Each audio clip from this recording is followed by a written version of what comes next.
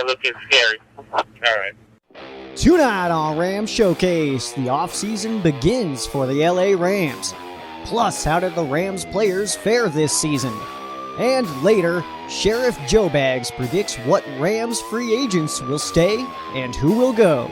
Next on Rams Showcase.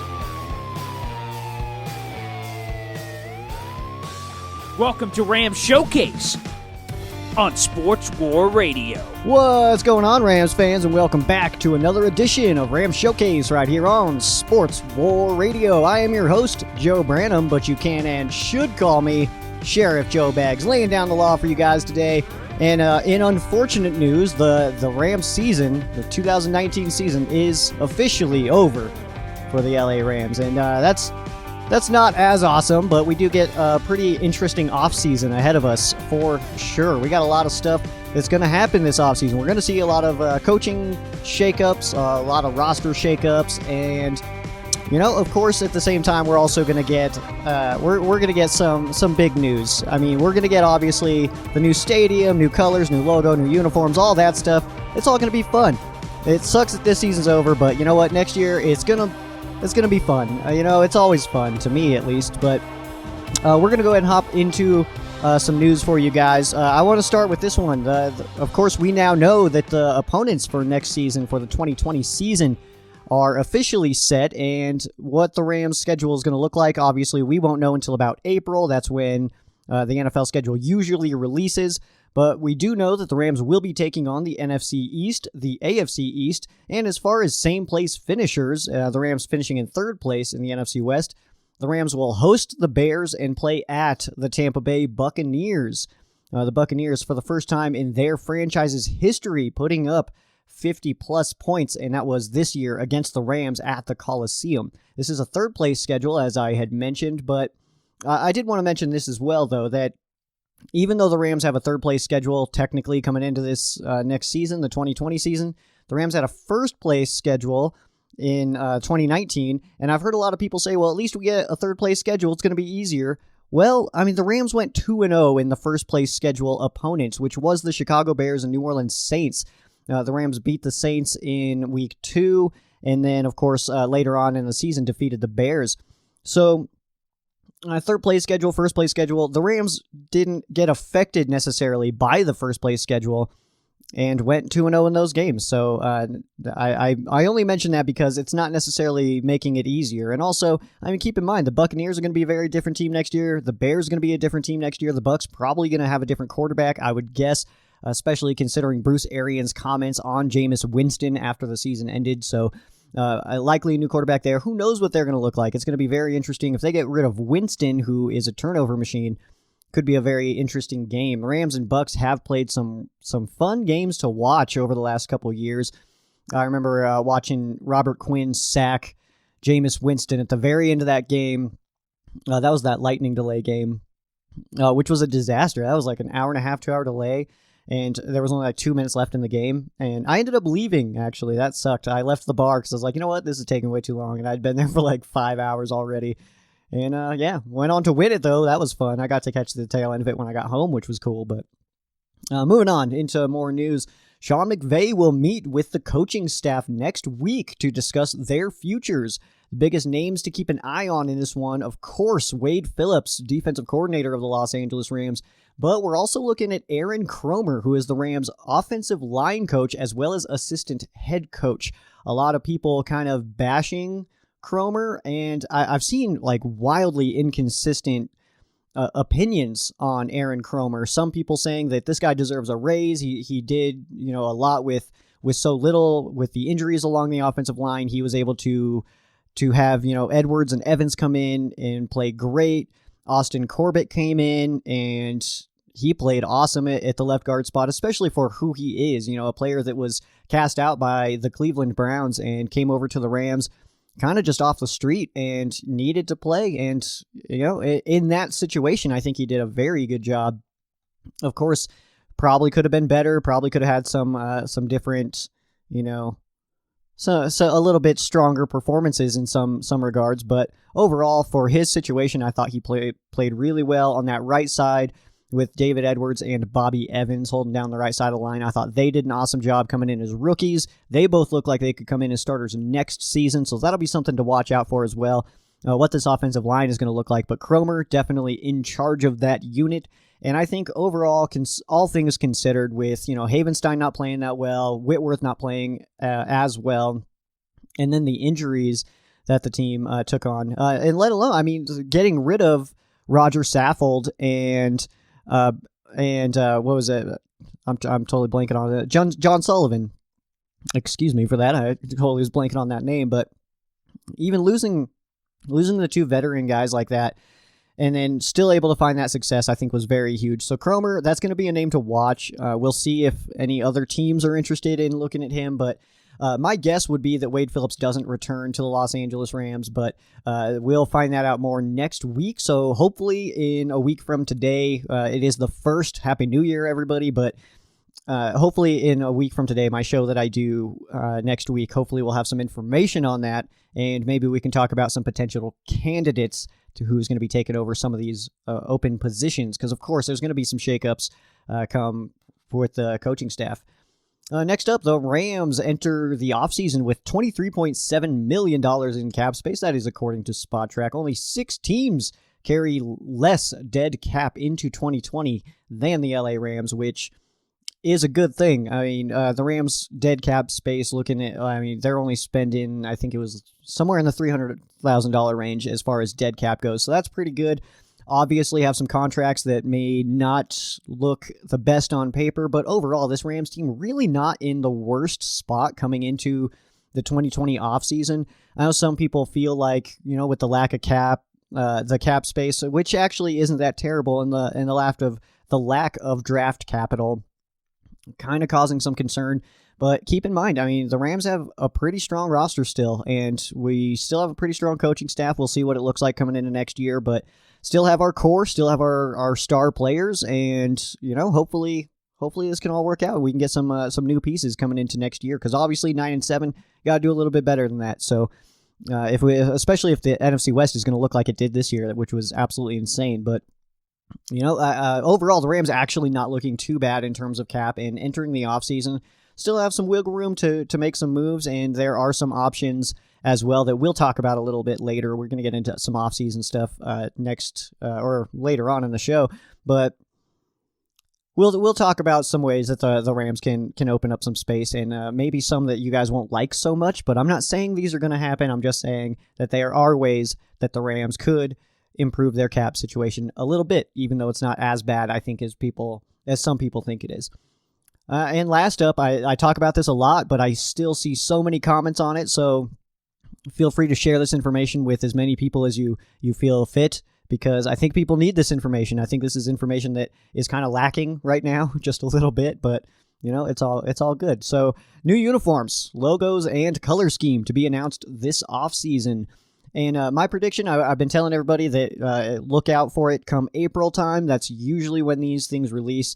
The Jets, last year, they released theirs on April 4th. The Buccaneers back in 2014 released theirs in March. It was late March.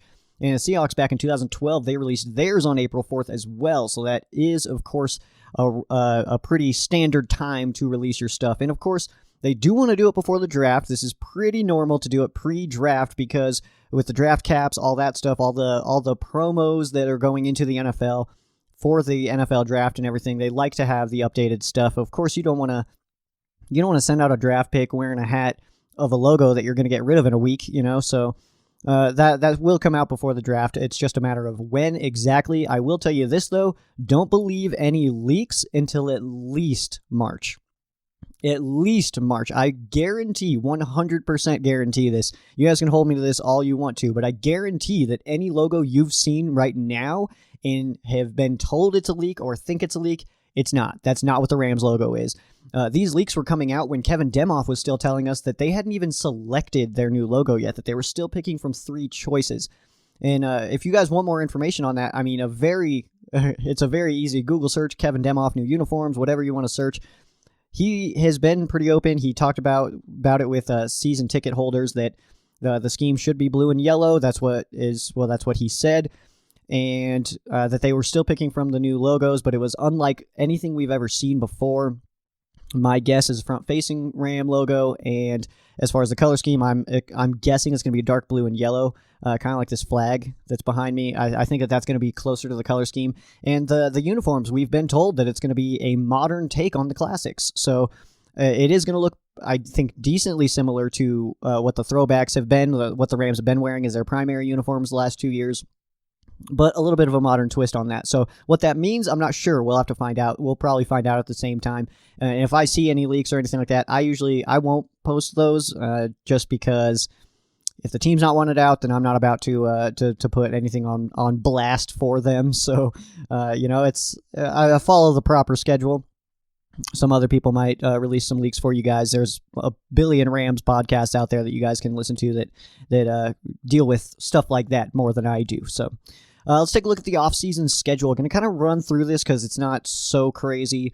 But I did, some of these dates are, I think, kind of important. And if you guys are as intense about football as I am, and if you're listening to me today, which is, the podcast of the Rams being out of the playoffs and not having another game for another 9 months, then I know that you're a pretty hardcore fan. So first and foremost, we got the Scouting Combine coming up. That's February 24th to March 2nd. February 25th is the first day that teams can place a franchise or transition tag on a player. March 10th is the deadline for franchise or transition tags. March 18th, free agency begins, and that is also the new league year. That comes at, what will that be, 11 a.m. LA time, because that's 2 o'clock. Oh, actually, you know what? I lied. It's 4 o'clock. I'm kind of messing up math in my head because I'm in Colorado, so it's 2 o'clock out here for me usually, but that'll be 1 o'clock for you guys out in LA for the new league year on March 18th. March 29th through April 1st, that's going to be the annual league meetings. April 20th, we got the offseason workout programs for teams with returning head coaches. And the reason I put that date in there is because obviously the Rams have a returning head coach, so that's the one that is important to us. And after that, let's see here, we got April 23rd to the 25th is the 2020 NFL Draft. Of course, if you guys are not super insane about the draft, you guys can wait and not watch the draft on day one because the Rams, again, will not be picking that day. And for the next few years, you can kind of go ahead and count day one off unless we make some trades, which with Les Snead is not off the table by any means. April 17th, teams can try out players who played for the 2020 season in the XFL. So that's an interesting little wrinkle to the offseason schedules that now we're actually getting. This didn't happen with the AAF, which I found interesting, is that the XFL is really working with the NFL in this, and the NFL is obviously accepting that. And come April 17th, teams can now try out and sign players that played in the XFL. That is set to take place, I think that begins next month, which is going to be crazy. I'm sure most of you guys out there I don't even remember the LA team name. I actually don't remember it at all. I want to say it's the Wildcats. I don't think that's right, though. It might be, but... And then St. Louis Battlehawks. I know a lot of you guys are the St. Louis fans, the LA fans. I don't have a team yet in the XFL. I was really riding high on the AAF, and I was a big San Diego Fleet fan. Go Fleet, but... the XFL, it hasn't really caught my attention like I hoped it would. It is football, though, and now that the Rams are out, I'm sure by the time it starts, I'll be super jacked for that. But yeah, we'll see what happens in the XFL. If you guys are watching and seeing some players that you guys think are awesome, then who knows? Come April 17th, maybe they could be Rams. May 8th through the 11th, teams can hold a 3-day rookie minicamp for their 2020 rookies. August 6th is the Hall of Fame game in Canton, Ohio, and September 5th is when rosters need to be at 53 men, and September 10th is the Thursday night kickoff game. So the week of September 10th, we'll get a whole bunch of football, and real football that matters again. So what does that put us, like 11, 12, the 13th should be the Rams' first game, depending on we could get a Monday night game. That's pretty standard, and especially opening a new stadium, I wouldn't be surprised to see the Rams open up in week one with the late Monday night kickoff at home.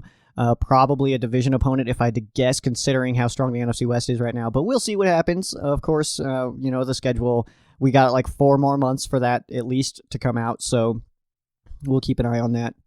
I got my fingers crossed that the Rams can play a preseason game in Denver, though, this year before I move away from Colorado forever. which is I'm really excited about, by the way.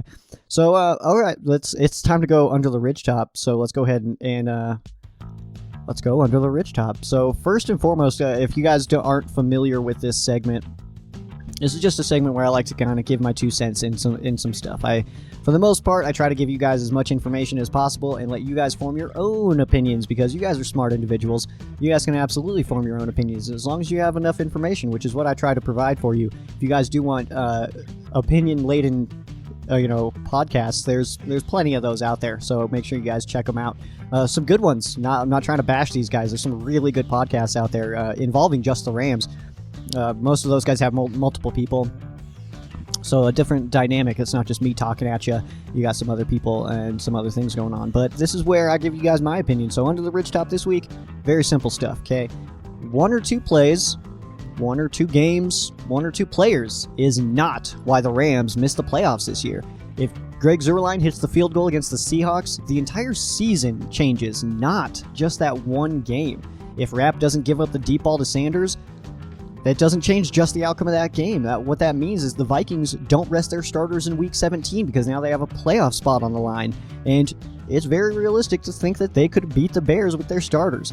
The Rams did not miss the playoffs because of one of these plays. They missed the playoffs because they were wildly inconsistent all season long. Giving up 55 to the Buccaneers, losing by 5 to the Steelers, Todd Gurley not getting a carry in the fourth quarter of that one, Cooper Kupp not getting a catch in that one. They're losing by 5 to the Steelers. I mean, that's a game that could have easily been flipped. Missing the field goal against the Seahawks, obviously. Giving up 44 to the Dallas Cowboys, who are not 44 points good. This team was good this year, but obviously not good enough. And I, for one, am just really stoked that we've reached a point in our Rams fandom where 9-7 is a bad season. I remember it's not even that many years ago that I would have done some pretty shady things to see the Rams win 9 games in a season. So I think we're going to be okay, and I think last year made us a little bit greedy. That's okay, though. You're allowed to be a little greedy. It's okay, but 9-7, that's actually not terrible. For the Rams to have a bad season and end 9-7, it could be much worse. Also, fun fact about the 9-7 season, this is only the 3rd time. It's coming across the ticker on the YouTube channel right now, but this is only the 3rd time ever that the Rams have ended the season with a 9-7 record, and only the 7th time that the Rams have ended a season with 9 wins. I thought that was really interesting. That just that 9-win season doesn't seem to come very often for the Rams, so the fact that it happened this year is a little bit weird. Let's move on. Let's go into this leaderboard, and I got a lot of information coming at you guys on this one, and I'm hoping that it makes sense to you guys. My brain works in a weird way in how I type this stuff out and how I take my notes. It may not make a lot of sense to everybody, but here we go. All right, obviously your passing leader this year, Jared Goff, 4,638 passing yards, 22 touchdowns to 16 interceptions, a QBR 48.2. Of those passing yards, 2,370 were air yards, and 2,268 came yards after the catch. So big props to the Rams wideouts and tight ends and running backs for getting Goff up to that 4,000 over the 4,500 mark, which is pretty cool. Third most passing yards in a single season by a Rams quarterback, 50 yards behind himself from last year. So 50 more yards and he would have tied last year's totals for second all-time in Rams history. If you guys are curious, first is obviously greatest show on turf, Kurt Warner days. Jared Goff is now 6th all-time in Rams history in passing yards, 7th in touchdowns, and 2nd in passer rating of quarterbacks to throw for at least 30 passes. A lot of information there, I know, but it gets way worse, so buckle up. Rushing, your rushing leader was Todd Gurley, of course.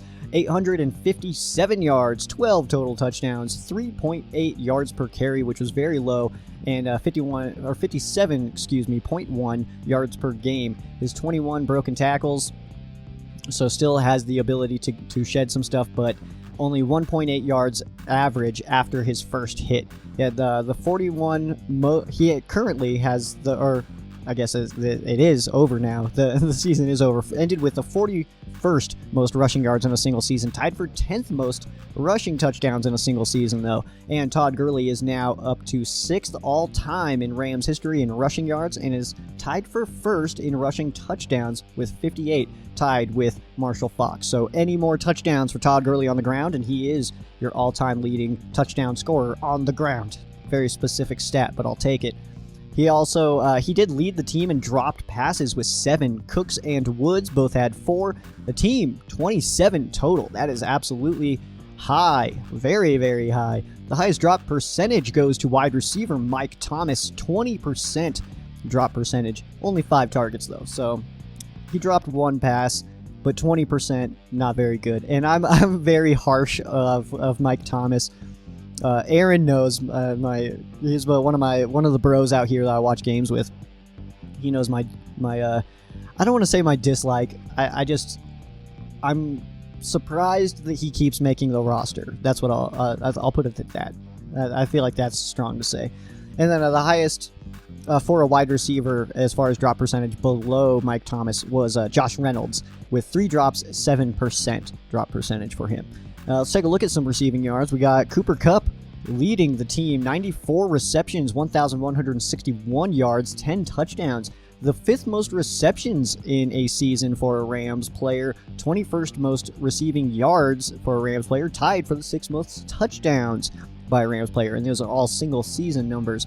And Cooper Kupp now 17th all-time in Rams history in receiving yards. He is tied for 14th in touchdowns with Preston Denard. So Cooper Kupp playing absolutely amazing. 17th all-time already in receiving yards. Kid's still young. He hasn't even gotten his second contract yet. That's amazing. He's gonna be climbing up that list, and he will absolutely end top 5, if not become the number 1 guy. So we'll see. We'll see what happens. Of course, it's a long career. Not only are games long, but seasons are long, careers are long, contracts are long. Decades are kind of long. Remember last decade when we took Bradford? Oh man, good times. Good times. Anyway, yeah, moving on here. Robert Woods, also in the receiving department, 90 receptions, 1,134 yards, just 2 touchdowns. Led the team in yards after catch, however, with 574. Cooper Kupp with 538, so very close race there. Tyler Higbee, 69 receptions, 734 yards, 3 touchdowns. Those 734 yards is a new Rams record for receiving yards in a single season.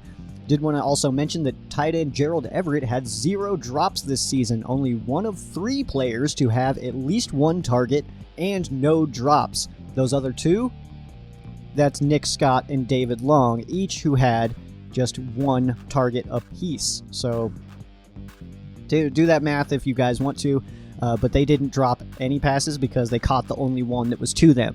And Gerald Everett, the only other player to get a target and not drop the ball this year. So drops are a big problem on this year's team. So 27, that's kind of a lot. I know that that's more than like Larry Fitzgerald has his entire career. So do the math, I guess. Let's see. Let's take a look at the defense.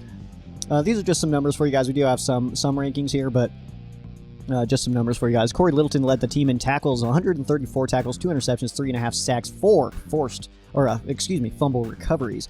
Eric Weddle had 108 total tackles. He was 2nd in tackles, 4 passes defended. Really no other stats, though, for Eric Weddle. Definitely a down year as far as Eric Weddle is concerned.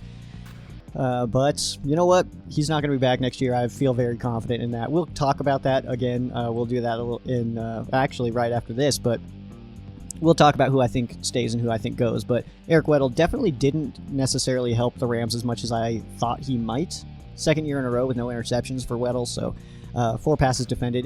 He did lay the boom a couple of times, but outside of that, not overly exciting. Let's see. Aaron Donald had 12.5 sacks, 48 total tackles, 2 forced fumbles, 1 fumble recovery, 2 passes defended, 24 quarterback hits, and a safety. He is now 4th all-time in Rams history in forced fumbles. He is behind Leonard Little, Robert Quinn, and O.J. Otagwe, a name that I love to say. If I get a chance to talk about Oshimago Otagwe on the show, I'm going to take that every single time. I'm actually I'm trying to find, if you guys know of a place I can buy a nameplate for a jersey, I'm trying to turn my Jenkins jersey into an Ottaway jersey. I've wanted to do this for like 6 years or something, but it just keeps getting away from me. Aaron Donald also third all-time in sacks now with 72. He is behind Kevin Green, who has 72.5, so very close to Kevin Green as far as Rams sacks all-time, and Leonard Little leading the Rams all-time, 87.5. So Aaron Donald, of course, has the chance to get both of those just next year. He could become the Rams' all-time leading sack artist. And Aaron Donald is number 1 all-time in franchise history with tackles for loss with 117. Leonard Little in second place at 89. First in quarterback hits with 173. Second is Robert Quinn with 108. So if you guys are keeping track, those two he was already in first place entering the season. Just wanted to throw that out there, but it slipped by me last year, so we're talking about it now. And Troy Hill on the coverage side, 45.6 completion percentage given up, which is easily the best on the team, by far the best on the team. Corey Littleton gave up the most passing touchdowns with 4, and get this, there's 3 guys tied for second place. One of them, Marquis Christian. The other 2, Marcus Peters, Aqib Talib. 2 guys who haven't played on the Rams this year since, week 6? So it's been quite a while, and they are still tied for second in the most touchdowns given up by one player. Troy Reeder, a guy that we've talked about a decent amount. I mean, we've talked about him a little bit here, but I just wanted to point these numbers out. Troy Reeder definitely playing much better in the ground game than in pass coverage. And just some numbers that kind of stuck out to me as far as Troy Reeder's pass coverage. And it stood out because he plays next to Corey Littleton, who's actually becoming one of the better coverage linebackers in the NFL. Hopefully he comes back next year, but Troy Reeder, not the same way as far as covering the pass. 14.5 yards per attempt given up, 158 passer rating given up, which is just 0.3 below perfect rating given up, and 15.4 yards per completion, and a completion percentage given up of 94.1. So Troy Reeder not getting it done in pass coverage. I did want to mention this as well. 2 guys that did come to the Rams as veterans and not necessarily playing up to their full potential, but again, they're on the older side. Eric Weddle and Clay Matthews led the team in missed tackles with 10 apiece. Get this stat, though, all right? I actually posted this one because it kind of jumped out to me, very much so. And that is that Clay Matthews missed 21.3% of his tackles. That means, to put that into perspective for you, every 5 times that Clay Matthews tries to tackle somebody, he's missing one of those. He's a linebacker. Shouldn't be missing one of every 5 tackle attempts. That's absolutely absurd. So, Clay Matthews, I don't expect him back next year. We'll see what happens. Speaking of not expecting people back next year, let's go ahead and go into, this is a working title, coming or going. Coming or going. And this is the Rams free agents. Let's see who comes and who goes. All right, to start off this list, we are starting with left tackle Andrew Whitworth. I think this is the biggest name, obviously, one of the bigger names. We do have some big names as far as free agents go, but Andrew Whitworth, I'm going to go ahead. These are my predictions here. I'm going to give you guys the name of the free agent, and I'm going to let you guys know whether or not I think they're coming back or not. All right, so Andrew Whitworth, I'm going to go ahead and say I think he retires. I know that that's not been the narrative, and that he's already mentioned that he wants to come back in 2020. I think because similar to the Wade Phillips situation, Sean McVay is prepared, or I guess expected, to sit down with Andrew Whitworth and discuss his future with the Rams.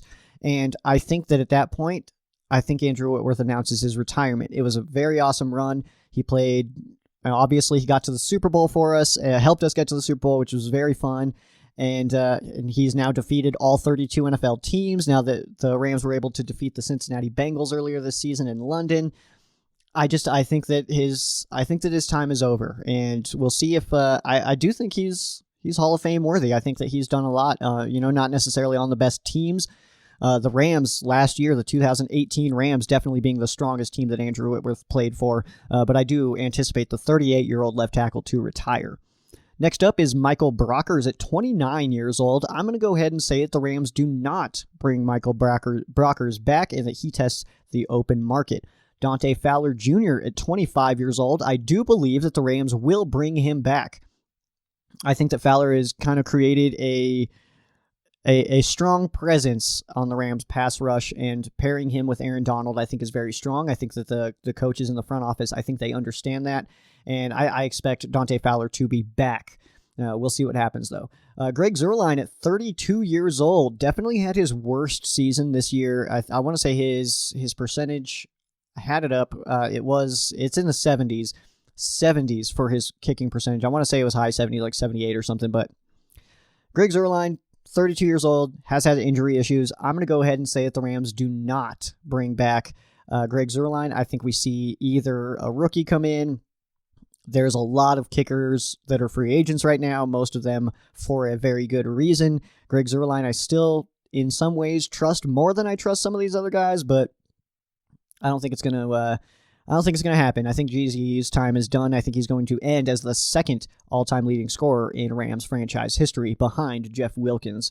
And next up is Corey Littleton at 26 years old. I had mentioned earlier he's becoming one of the better coverage linebackers in the NFL. I do expect the Rams to bring him back. Safety Marquis Christian at 25 years old. Very strong depth player, and with Weddle expected to leave, he is under contract, but I do anticipate the Rams would cut him.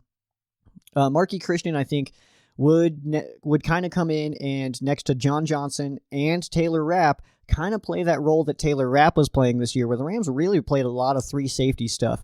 And I think that Christian could be a candidate to really take over that kind of role, and I think that he would play really well there. Wide receiver Mike Thomas, 25 years old. I'm going to go ahead and say that he does not come back. Has just simply had more plays where he's done something wrong than done something right. And it's, pretty simple there. I don't think that the Rams would necessarily need Mike Thomas back. Austin Blythe kind of resurrected his season just a little bit, moving over from that left guard spot to the center position. I do expect the Rams to re-sign him. Johnny Munt at 25 years old. I do expect the Rams to re-sign him. Let's see here. Blake Bortles at 28. This one is kind of up in the air. I think it's kind of a toss-up. I went ahead and put that I think that he'll be re-signed, but we'll see what happens. Of course, he could very easily not be re-signed and maybe go somewhere else. Who knows? Somebody else is looking for a backup, willing to pay him a little bit more. Maybe he can go back to Jacksonville or something, since the whole Foles thing didn't work out. Foles is only good in Philly. I think, and we know that. We Rams fans know that. Linebacker Bryce Hager, who was a starter to begin the season, 27 years old. I do think the Rams re-sign him, but still feel the same way about Bryce Hager as I did entering the season. I think he's pretty strong on special teams, but not much more. Morgan Fox, 25. He is a restricted free agent. I do expect the Rams to bring him back. Dante Dion, at 25 years old, restricted free agent again. I do expect him to come back. And restricted free agent wide receiver JoJo Natson, also at 25 years old. I do expect him to come back. Josh Caraway, the linebacker, at 25. I don't expect him back. Simba Webster, 23. I do expect him to come back over Mike Thomas for sure. Especially with JoJo Natson and Simba Webster, I think that we could get a good kick returner / punt returner battle there. And Coleman Shelton, 24, I do not expect the Rams to bring him back. Eric Weddle has the 2020 team option. I do not expect Eric Weddle to have this option picked up. And I did want to mention some ways that the Rams could free up some space. And by no means am I saying that this is what the Rams are going to do, or that I think that the Rams should do this, or that it's my opinion that this is how the Rams are going to win the Super Bowl next year. All I'm saying is the truth, all right? And these are just straight facts, all right? I'm not saying that I want this to happen. I'm not saying that this is going to happen. I'm just saying that this is what would happen if, okay? So cutting Clay Matthews, Eric Weddle, and Gerald Everett, those three alone, that frees up $9.2 million in extra cap space if you take away all the, the dead cap and all that stuff. Gerald Everett, I don't want to see get released. But I do think it's worth noting that the way that Tyler Higbee ended the season, what was it? Did he have the 100 yards receiving in Week 17? I need to check that, because if he did, then I'm pretty sure he did. I'm actually not overly confident anymore. No, he didn't. It was 84 yards. Okay, so he did get close, but he had he was one of the first tight ends since the merger to have 4 straight games of 7+ catches and 100+ yards. in 4 straight games, and then he almost did that for 5 straight, but he blew away his season totals. I want to say that his previous career high was 284, if I'm not mistaken, and now, of course, he got back up to, let me just find the number here, 734 this year, which is not only a career high for him for a single season, but that is also just that's the Rams record for receiving yards by a tight end in a single season. Rams not necessarily known for having dope tight ends in their history, but Tyler Higbee, I think, is his emergence, especially at the end of the season there, where he became one of Goff's favorite targets for sure. I think that pushes Gerald Everett a little bit down. Johnny Munt is more of a blocking tight end, does have a couple of receptions, but he's more of a blocker. Everett, again, I would not like to see him go, but if the cap requires it, then it does. The Rams can also free up $16.8 million by converting Jared Goff's $20 million roster bonus for 2020. We've seen that happen plenty of times with other players. Johnny Hecker's done it recently. So I do think that that's a very strong possibility, and I think that Goff would be receptive to that because, I mean, he still makes a buttload of money, but helps the team. So you would think that that would make sense for him to do.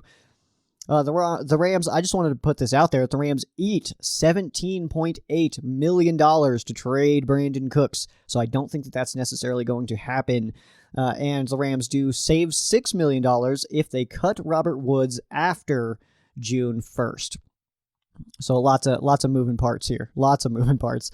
And players returning from an injury next year that are currently on the roster, we'll see what happens regarding a lot of these roster moves that we will surely get hopefully soon. I like the news, but returning players from injury, we got center Brian Allen, linebacker Josh Carraway, although he is a free agent. Linebacker Bryce Hager was a starter to begin the season. Safety John Johnson, another starter. Micah Kaiser, who I was pretty high on entering the year. I'm not sure if the way his rookie season went and the way this year went, if he's necessarily got a long-term career in the NFL.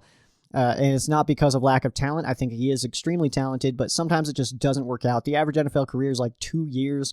So Micah Kaiser could be kind of just a casualty to the game of being hurt a little too much, not really getting his opportunities, and just kind of falling off the roster. Defensive end Justin Lawler, kind of similar situation, but I do think he's not as talented as really as I did when we drafted him. I was pretty high on Justin Lawler, but as I kept seeing him play, it was like, you know what, maybe this kid I don't think has it. So we'll see what happens if he comes back. Wide receiver JoJo Natson, we talked about him as well as an RFA. I do expect him back. Offensive lineman Joseph Noteboom, who could very well be the Rams starting left tackle next year, pending the Andrew Whitworth news.